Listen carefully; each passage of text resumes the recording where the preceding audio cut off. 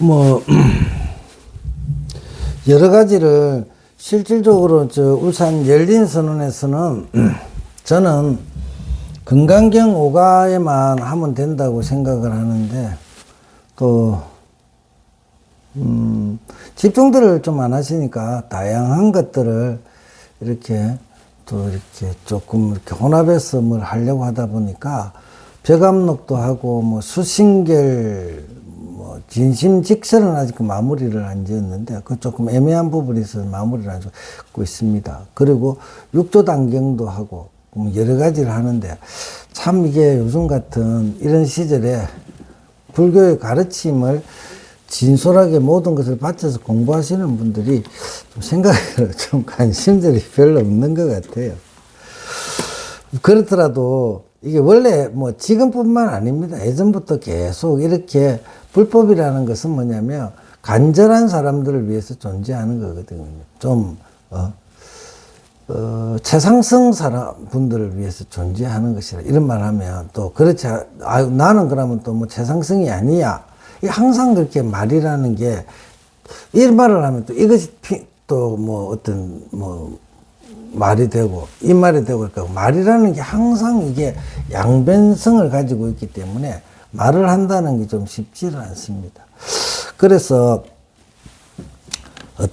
뭐 여러 가지를 어떻게 하면 좀 흥미를 가질 수 있는 것들이 있을까 이렇게 찾아보는 거거든. 그러다 보니까 깨달음 이후에 깨달음 오도송이라 그러는데 깨닫고 난 다음에 선사들이 읊은 것을 오도송이라 그러는데 그 오도송이라는 것이 어떻게 보면 뭐 한 4구 뭐 이렇게 줄이 4개 정도의 시 아니면 많으면 8가지 경허스님 같은 경우는 또 여러 가지 이렇게 해가지고 좀 이야기가 좀 많았는데 그런 식으로 자기가 깨달은 경계들을 이야기하는 경우들이 참 많습니다. 그 중에서 근데 가장 뭐 자기 깨달음의 경계를 아주 뭐 길게 이렇게 말씀하신 그런 부분이 뭐냐면 그 영가 스님이라고 영가 스님의 정도가라는 게 있습니다.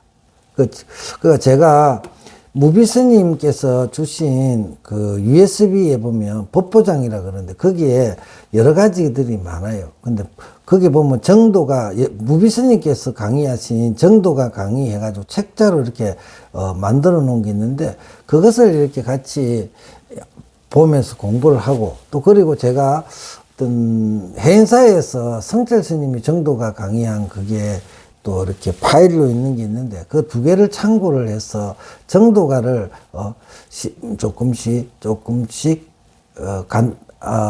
공부를 해가면서 내 마음의 경계들 우리가 경전 공부를 건강경을 해가면서 의문 나는 것들 그럼 깨달음의 만일 영가 스님이 깨달음의 경계를 얻으셨다면 그 깨달음의 상태가 어떤 것인가 하는 것을 이 정도가를 통해서 한번 느껴보는 것도 괜찮지 않겠나 생각합니다. 뭐 설명이라든지 그 정도가 자체는 그것도 뭐 그 본문만 이렇게 치면 그렇게 뭐 조금 그래도 두꺼워요. 좀 제법 되는데 되는데 그것들 해설까지 포함하면 좀 많거든요. 그런 의미로 해서 한번 찬찬히 공부를 이 분야도 또 공부를 해보는 그거를 가져볼까 이렇게 생각합니다. 같이 공부를 정도가 여천무비 스님께서 법무사에 계시는 여천무비 스님께서 정도가 강의를 한 것을 또 장윤 스님이 또 장윤 스님의 견해를 좀 포함해서 우리가 한번 적극해 보는 방식을 한번 취해보자고요. 그리고 또 거기에 대해서 또 궁금한 것들이 있으면 항상 그래요. 질문들이 좀 왔다 갔다 해야 되는데 지금 제가 유튜브를 시작한 지가 10월 1일부터 한다고 시작해서 그 뭐 이렇게 건강경 5가를 올린 게 10월 15일 정도부터니까 지금은 한 3개월 정도 된 거 10월 11일 12월 1일 한 3개월 정도예요. 3개월 정도에 이렇게 대중들과 이렇게 계속 이렇게 만나는 시간을 가지고 있는데 저는 이게 계속 끊임없이 이렇게 소통하고 이렇게 가야 되기 때문에 제가 대략적인 것들을 제가 안 알려주는 형태를 취해 가는 겁니다. 지금은. 그런데 그것들이 한 번을 겪고 두 번을 겪고 시간이 좀 지나면 소통의 시간을 가지는 게 제일 가장 좋은 거거든. 제가 지금 노트북도 이게 새로 좀 좋은 것을 또 이렇게 구했어요. 왜 그러냐면 뭐 계속 이렇게 이제 상방향으로 이렇게 앉아서 질문과 답을 이렇게 하는 그런 것들을 만들어내기 위해서 하는 거거든요. 그래서 같이 공부를 하시면서 즐겁게 이게 도담이라 그러기도 도담, 법담이라고 그래. 법담. 이런 것을 우리가 같은 길을 가면서 같이 토론하고 대화하고 서로가 소통하는 이것이 정말 즐거운 것일 수도 있어요. 그러니까 제가 우리 불자님들에게 앞으로 처음에는 내가 이해를 못하고 그러니까 좀 힘들지만 이 공부를 점점 더 같이 해가다 보면 이게 즐거운 친구들이 생길 수 있는 공간을 제가 만들어 주는 거예요. 당신은 어떻게 생각해? 어떻게 생각하면서 막 이렇게 어우러져 가지고 한바탕 이렇게 놀이를 하는 거예요. 부처님의 가르침을 가지고 놀이를 하는 그런 시간들이 그런 것들 모임을 하자고요. 뭐 노래 부르러 다니는 그런 모임도 좋고 노래를 배우고 춤을 추고 뭐 기타를 배우고 뭐 온갖 하는 것들 이런 것들도 좋은 것이지만 이 또 제일 즐거운 것은 부처님의 가르침을 가지고 도담 법담을 나누는 이것도 야담 법석도 아주 즐거운 것이에요. 우리가 그런 수준이 안 되다 보니까 이야기하다 보면 서로가 대립이 일어나고 그러니까 막 못하겠네 이렇게 되는데 이것이 내가 어느 정도 기본을 갖췄을 때는 되게 재밌는 일이에요.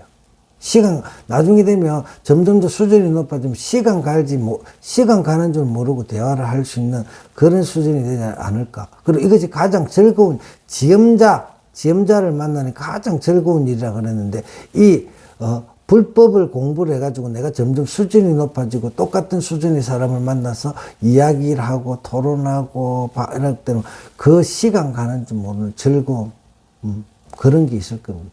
지금 우리는 그런 과정을 만들어 가는 거니까 같은 시간이 됐으면 좋겠습니다. 그러면 정도가를 시작하도록 하겠습니다.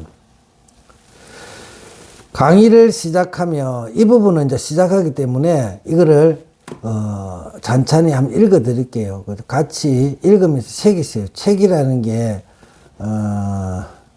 자료가 필요하시면 저한테 이야기를 하시면 될 것 같아요. 이거는 USB로 되어 있기 때문에 이것을 공유해도 되는가 모르겠습니다.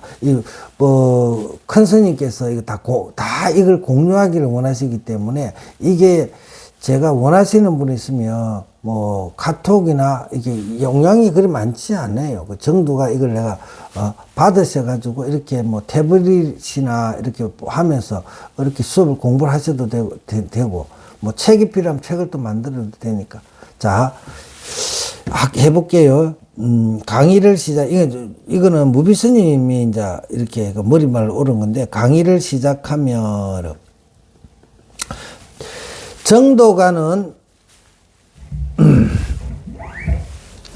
정도가는 예로부터 신신명과 함께 선시의 백미로 꼽히는 글입니다.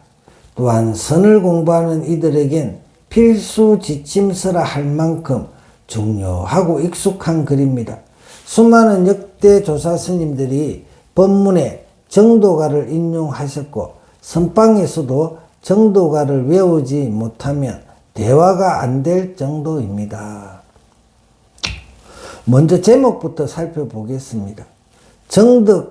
정도가는 정득할 길도 노래가 글자 그대로 풀이하면 도를 정득한 노래, 도를 정득하고 부르는 노래, 즉 깨달음의 노래입니다.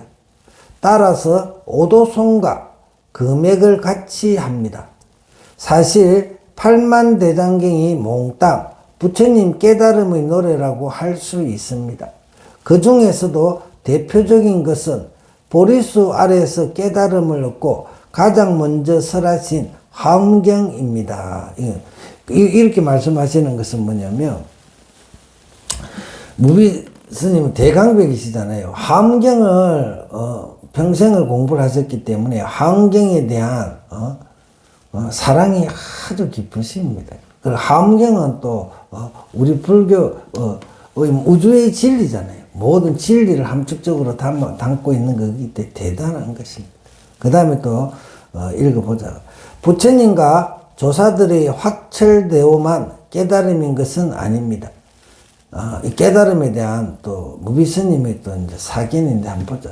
인생을 살다 보면 누구나 나름대로 깨닫는 바가 있고 일상에서 하루에도 몇 번씩 새롭게 깨닫는 바가 있습니다. 비록 각성의 힘이 미약해 널리 적용되지 못하고 오래 가지는 못하지만 그것 역시도 깨달음입니다. 또한 깨달음은 단 한 차례에 그치는 것이 아닙니다.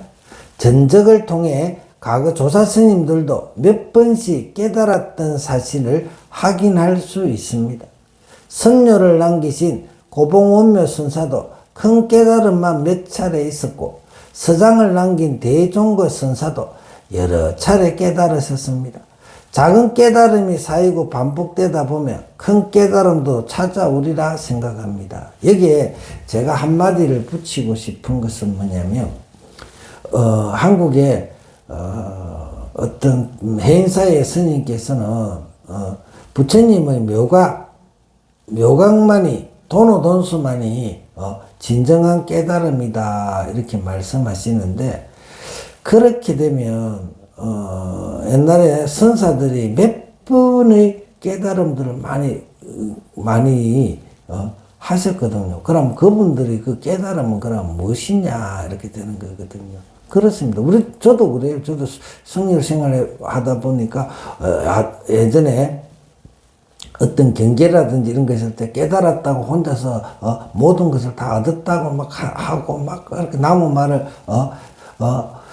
배척하고 막 이렇게 흘러갔던 거였거든요. 그러다 보니까 또 갑자기 또 또 어느 날 갑자기 내가 깨달았다, 알았다 하던 것들이 또, 이거 아닌데? 이러면서 또 바뀌고 이렇게 돼요.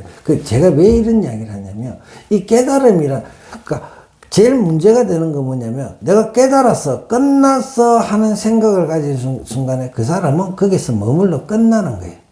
끝나는 거, 발전이 없는 거예요. 그럼 행사에 스님이라든지 지금 한국 불교에 깨달았네 이런데 그분들이 진짜 부처님의 모각의 경지에 도달했다면 다른 말을 못 하겠습니다. 그러면 끝나셨네요. 이렇게 되는데 그분들이 어떻게 했던 그것들이 저나 어떤 사람들이 살아가면서 얻었던 조그만 깨달음이었는데 거기 머물러 버렸다면 그 사람들 발전을 못한 거거든요. 그렇잖아요. 그러니까 우리는 뭐냐면 이 불교의 공부 수행자의 입장에서는 항상 열려있는 마음이어야 된다는 겁니다. 내가 아는 것은 아는 것이에요. 그러나 그것이 언제든지 변해갈 수 있다는 것. 그런 마음을 가지고. 그렇다 해가지고 무조건 다른 사람들의 이야기에 다른 사람의 수긍하는 것은 아닙니다. 수긍하지 않죠. 이 길은 제대로 된 길을 가야 하는 것이거든. 그렇다면 뭔가 내가 깨달았을 때 그것이 확실하다 그러면 그것에 대해서 고집도 가지고 이렇게 해요. 그런다. 그 고집만 가지면 안 되는 거예요. 고집만. 내가 가진 주관도 뚜렷해야 되지만 그것이 또 내보다 더 높은 선지식이라든지 그 사람들의 논리에 의해서 내가 가진 것보다 더 좋은 것들이 나타났을 때 그것을 내가 가진 것들을 버리고 그 가르침으로 또 그대로 앞으로 나갈 수 있는 그 마음이 돼야 돼요. 열려있는 마음이어야 되는 거예요. 끊임없이 열어야 되는 거예요. 끊임없이 내 발전을 위해서. 그러다 보면, 요렇게 있던 게 또 내보다 좀 더 높은 사람을 만나가지고 그 사람의 말을 통해서 또 열림으로 해서 내 수준이 또 업그레이드 되고. 그러면 요 깨달음에서 또 요 깨달음이 있고, 그 다음에 또 어떤 계속 끊임없이 변해가는 거예요. 변해가면서 깨달음으로 해서 내가 변해가고 업그레이드가 되고 이렇게 가야 되는 거지. 한 번에 그런 깨달음을 부정한다 그러면, 이거는 우리들은 도저히 불법 공부를 할 수가 없는 거예요. 그 사람들이 이야기하는 것처럼 단박에 깨달아가지고 단박에 부처의 경지에 들어가야 된다.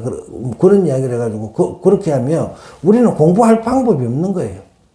그러니까 그분들한테 우리가 물어봐야 되고, 당신은 그 자리에 들어갔어요? 들어갔다. 뭐가 들어갔는데 보여봐. 너가 뭐를 아는데. 그러면 지금 저 같은 경우는 그분들이 했던 어록이라든지 이런 걸 보거든요. 근데 한번 봐보세요.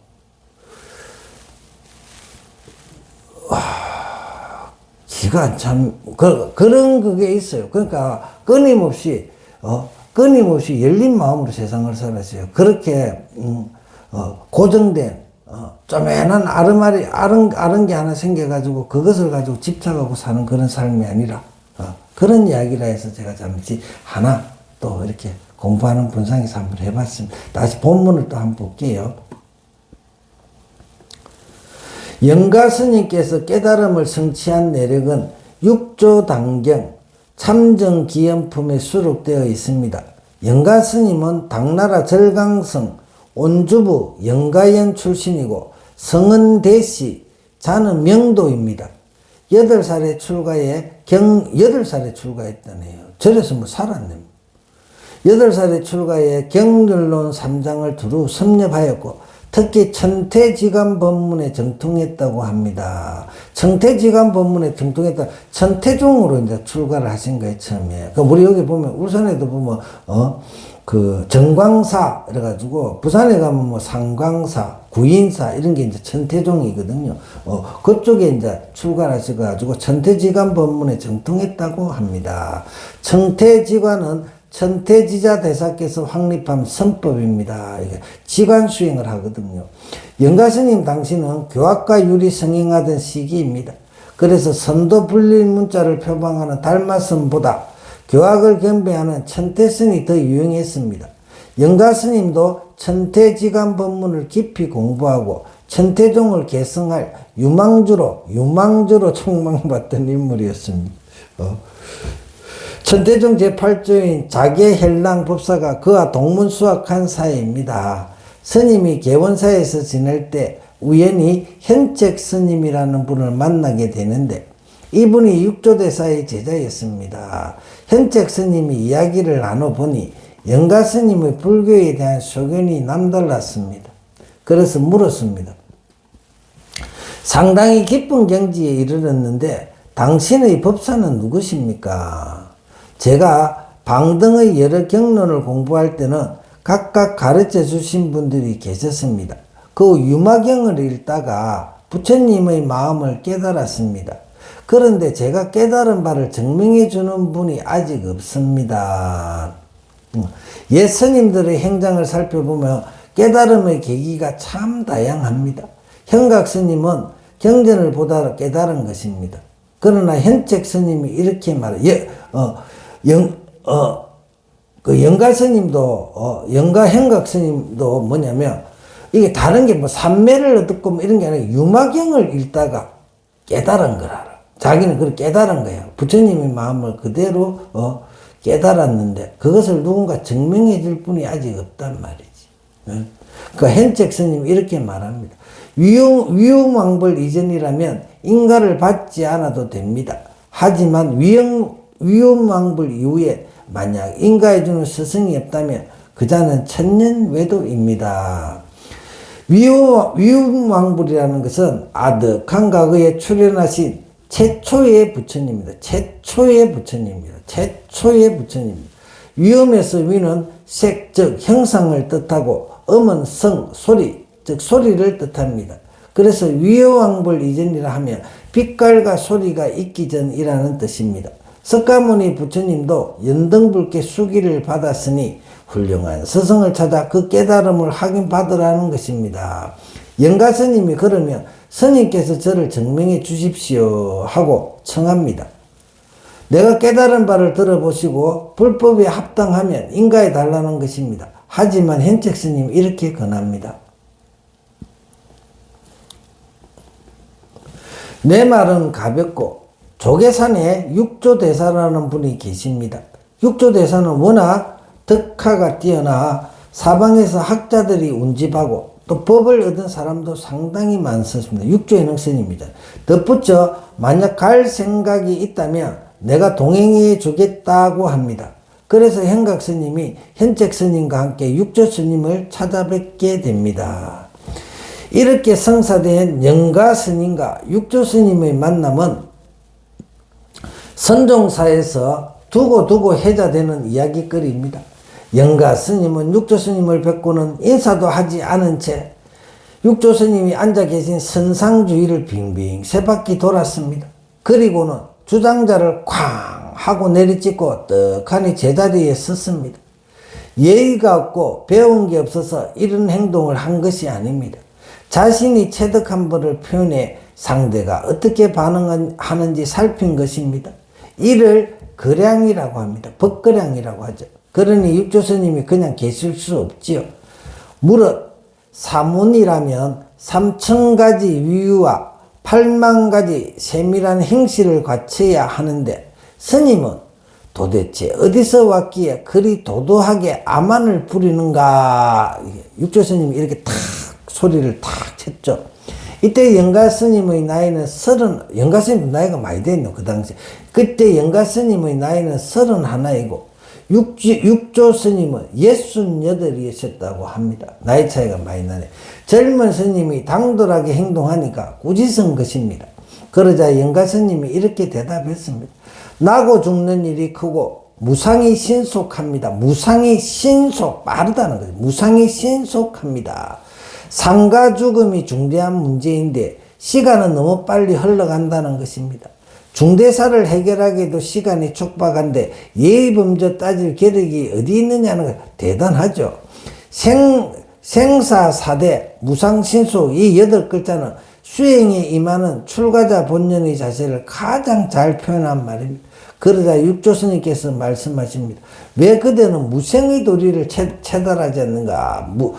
그러면 너 무생의 도리, 나지 않는 도리를 왜 체달하지 않는가? 나지 않는데 불생불멸해가지고 나하고 죽는 게 없는 그 도리는 왜 모르냐? 이 소리. 죽고 사는 일이 중대하다고 말했는데 왜 본래 나고 죽음이 없는 도리를 체달하지 못하는가? 이렇게 물은 거죠. 무상이 신수하다고 말했는데 신수감 변화 가운데 본래 신수감이 없는 도리를 왜 깨닫지 못하는가? 그것도 깨닫지 못하고서 무슨 죽고 사는 일이 중대하다느니 무상이 신수하다느니 그따위를 소리하느냐고 대받은 것입니다. 그러자 영가 스님이 이렇게 대답합니다. 깨달았다고 하는 것은 그 생사가 없는 것이고 요달했다고 하는 것은 본래 더디고 빠를 것이 없는 것입니다. 깨달음의 경지, 요달의 경지에는 생로병세와 인생무상이 없다는 것입니다. 즉 영가 스님이 스님께서 말씀하신 생사가 없는 도리, 신수감이 없는 도리를 깨달아서 알고 있습니다 하고 입장을 표명한 것입니다. 그러자 육조 스님이 그렇지 하며 인정합니다. 이것을 첫 번째 인가라고 합니다. 육조 스님이 단박에 영가 스님을 인정하자 그 자리에 있던 대중들이 깜짝 놀랍니다. 또 후대에는 두 분의 이 대화를 두고 육조 스님보다 영가 스님의 견해가 더 날카롭고 뛰어나다고 평한 분도 있습니다. 얼핏 보면 그런 면이 보이기도 합니다. 하지만 법거량이란 당사자들의 타고난 성향과 깊은 관련이 있습니다. 따라서 표면적으로 드러난 말만 가지고 그 경중을 논해서는 안 됩니다. 영가 스님은 날카로운 기질의 소유자였고 반면에 육조 스님은 점잖은 성품이셨습니다. 육조 스님의 인정을 받고서야 영가 스님이 위를 갖추고 예배를 드립니다. 그리고 곧바로 떠나려 합니다. 그러자 육조 스님께서 세상에 이렇게 급한 사람이 있는가 싶어 너무 빠르지 않은가 하십니다. 이건 역시도 영가 스님이 자신의 견해를 한 번 더 점검 받으려고 취한 동작입니다. 그러자 영가 스님이 대답합니다. 본래 움직이는 것이 아닌데 어찌 빠름이 있겠습니까? 이게 이제 본분사 이야기야. 본래 움직이는 것이 아닌데, 이게 우리 마음짜리잖아요. 본래 움직이는 것이 아닌데 어찌 빠름이 있겠습니까? 라고 아무튼 이 법거량이라 말에 이게 참 말에 뭐가 엄청난 게 탁 던지는 거지. 그래 본래 온 적도 없는데 가는 일이 어디 있겠냐는 것입니다. 본래 마음자리는 움직임이 없습니다. 온다 간다도 말하고 생각하지만 가고 오는 주체는 없습니다. 그러자 육조 스님이 되짚어 묻습니다. 누가 움직이지 않는다는 사실을 아는가? 그러니까 누가, 이것도 대단한 소리죠. 누가 움직이지 않는다는 사실을 아는가? 그 놈이 뭐냐? 누가 움직이지 않는다는 걸 어떤 놈이 아느냐 말이지. 사실을 아는가? 아는다는 사실을 누가 아는가? 사실을 아는가? 육조 스님께서 아주 점잖게 상식적인 수준에서 뭐가 급해 그리 빨리 돌아가는가 했는데 영가 스님이 내친 김에 번뜩이는 자신의 질을 드러냈습니다. 그러자 육조 스님께서 내가 그렇게 나온다면 나도 한마디 하겠다 이겁니다. 그래서 마음이 움직이지 않는다는 사실을 누가 아느냐고 물은 것입니다. 안다 모른다가 문제거리로 부각된 것입니다. 그러자 영가 스님이 이렇게 대답합니다. 스님께서 스스로 분별하시는 것입니다. 스님께서 스스로 분별하시는 것입니다. 그들이 아시면서 뭐 스스로 분별하는 거예요. 분별해갖고 그렇게 질문하세요. 이 소리라. 움직인다. 움직이지 않는다. 안다. 모른다 하고 스님 혼자 분별하시는 것 아닙니까? 하고 지적한 것입니다. 그러자 육조 스님께서 영가 스님이 그 말을 또 인정합니다. 그대가 생사가 없는 돌이 생멸이 없는 돌이 무생의 뜻을 제대로 알고 있구나. 이것이 육조 스님이 두 번째 인가입니다. 그러자 영가 스님이 다시 꼬투리를 잡고 반항조로 말씀하십니다. 무생인데 어찌 뜻이 있겠습니까? 생겨남이 없는데 어찌 뜻이 있겠습니까? 라고 또 묻는 거예요. 반항조로. 본래 생멸이 없고 생사가 없어 모든 것이 다 끊어진 자리인데 어찌 의식사랑이 있을 수 있겠냐는 것입니다. 무생의 뜻을 깊이 얻었구나 하신 육조 스님의 말씀을 물고 늘어진 것입니다. 영가 스님의 세 번째 도전입니다. 그러자 육조 스님께서 말씀하십니다. 의식사랑이 없다면 어떻게 그러한 사실을 분별하겠느냐? 의식사랑이 없다면 어떻게 그러한 사실을 분별하겠느냐? 그러자 영가 스님이 이렇게 대답합니다. 분별 역시도 뜻이 아닙니다. 아무리 분별해도 그것은 뜻이 아니라는 것입니다. 깨닫지 못한 사람들은 나 또는 심의식, 이 심의식은 저게 뭐냐면 유식에서 나오는 거잖아요. 심의식 등의 주체가 있어서 그것이 분별한다고 여깁니다. 하지만 이러한 경지에 있는 사람에게는 분별 자체가 몽땅, 분별 자체가 깨달은 사람들의 분상에서는 분별 자체가 몽땅 진여대용의 발현이지 무엇이 무엇을 분별하는 게 아닙니다. 그러자 육조 스님이 훌륭하구나 하고 칭찬을 이것이 세 번째 인가라 합니다. 그러면서 하룻밤이라도 자고 가는 것이 어떻겠는가 하고 권합니다. 그렇게 해서 영가 스님이 겨루 하룻밤 자고 갔다고 해 별명이 일숙각입니다. 하룻밤 자고 간 깨달은 사람이래요. 일숙각입니다. 조계산에서 하룻밤 자고 깨달음을 인가받은 분이라는 의미입니다. 고향으로 돌아온 영가 스님은 당신의 깨달음을 정리해 영가집이라는 책을 남겼습니다. 이 책이 세상에 널리 알려졌는데 그 가운데서도 이 정도가가 특히 오랜 세월 동안 추앙을 받았습니다. 일본에서는 정도가를 대성계리경이란 이름으로 출판한 적도 있습니다. 대성의 가르침이 무르녹아 있는 경전이라는 뜻이지요. 원래 경자는 부처님 말씀에만 붙이는 단어입니다. 특별한 예가 육조단경과 대성계리경입니다. 그러니 후대의 불교도들이 육조대사와 영가대사를 얼마나 존경했는지 미루어 짐작할 수 있을 것입니다. 앞에서 말씀드렸듯 영가스님은 유마경을 보다가 깨달았습니다. 육조스님께는 그 깨달음을 인정받았을 뿐입니다. 육조스님 회상에서 참선한 적도 없고 법문을 들은 적도 없습니다. 만나자마자 선자리에서 인사도 없이 곧장 당신이 깨달은 이치를 드러냈던 것입니다. 그리고 몇 마디의 짧은 대화로 그 깨달음을 확증받았습니다. 이는 선종사에서도 특별한 사례입니다. 그래서 정도가가 더욱 돋보이는지도 모르겠습니다. 영가대사께서 정도가를 지은 정확한 시기는 알 수 없습니다. 영가스님이 조계에서 하룻밤 자고 이튿날 하직을 구하자 육조대사께서 몸소 대중을 거느리고 전송하셨다고 합니다. 그때 영가스님이 10걸음씩 걷다가 석장을 3번 내려치고 이렇게 말했답니다. 조계대사를 한번 뵙고 나고 죽음과 상관없음을 분명히 알았노라. 명한 종사로부터 부처의 경지에 이르렀다는 증명을 받고 대장부로서 할 일을 마쳤으니 얼마나 기분이 좋았겠습니까? 그렇게 가벼운 발걸음으로 조계산에서 내려와 고향으로 향하면서 흥얼거리다 보니 저절로 한 편의 노래가 되지 않았을까 짐작됩니다. 굳이 다리 틀고 앉아서 머리 사매고 자구를 맞춰가면서 지었으리라고는 생각지 않습니다. 역대 조사들의 오도송도 그렇습니다.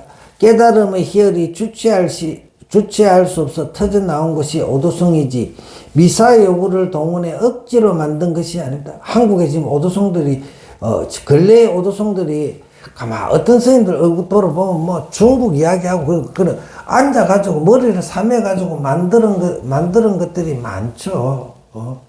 그냥 즐거우면 춤 한번 추면 돼. 해탈이는 거기 내려면 이하는 말로 해가지고 거창한 말로 해가지고 오도송을 짓고 그런 능력이 있으면 그걸 하겠죠. 깨달음이라는 건 즐거움이거든. 희열의 상태에서 그냥 덩실해도 되고 그런 거지. 깨달음의 힘이 주체할 수 더 나온 것이 오도송이지 미사의 요구를 동원해 억지로 만든 것이 아닙니다. 이제 무비스님도 한국 불교의 선불교의 어떤 쪽들 조금 마음에 안 들으시는 거 좀 많이 계시네, 그죠? 억지로 끼워 맞춰봐야 그런 글에 무슨 깊이가 있고 무게가 있겠습니까? 깨달음이란 큰 재산이 있어 자신도 모르게 흘러나와야 그게 참된 말입니다. 말이 이 정도는 돼야 읽을 만하고 들을 만하며 아무리 읽어도 질리지 않고 아무리 들어도 질리지 않는 것입니다. 어린 시절 이 글을 배우고 얼마나 좋았던지 매일 새벽 정도가로 도량속을 돌던 기억이 새롭습니다. 해가지고 무비스님이 이제 처음에 이렇게 강의를 시작하면서 이 연역을 엉었는데 이게 이제 무비스님께서 이게 2014년이에요. 불기 2558년 2014년 초여름 염화실에서 무비합장에서 이 정도가 강의 책을 내놓으셨네요. 그 다음에 차례가 강의를 시작하면 정도 강의가 1강 해가지고 33강까지 있네. 예. 그래가지고 이렇게 해서 정도가를 같이 조금 여유롭게 너무 딱딱하지 좀 벽암록이나 이런 다른 것들이 좀 딱딱한 것 같더라고요. 그리고 수신결 같은 경우도 참 좋은 그건데 깨달음이라는 것에 대해서 아직 기합을 잘 못하니까 그래서 이렇게 무비스님의 설명도 있는 것도 이렇게 가면서 조금 이게 정도가를 이렇게 해보자 하는 생각을 가진 것은 조금 이렇게 잡다한 이야기들도 좀 섞어가면서 이제 하는 것도 하나가 있어야 되겠지 않나 이렇게 생각하고 그 다음에 저희 열린선언에서 제가 이렇게 강의를 하고 하는 것은 건강경 5가에는 좀 타이트하게 지금 가고 있는 거거든요. 이게 공부라는 것은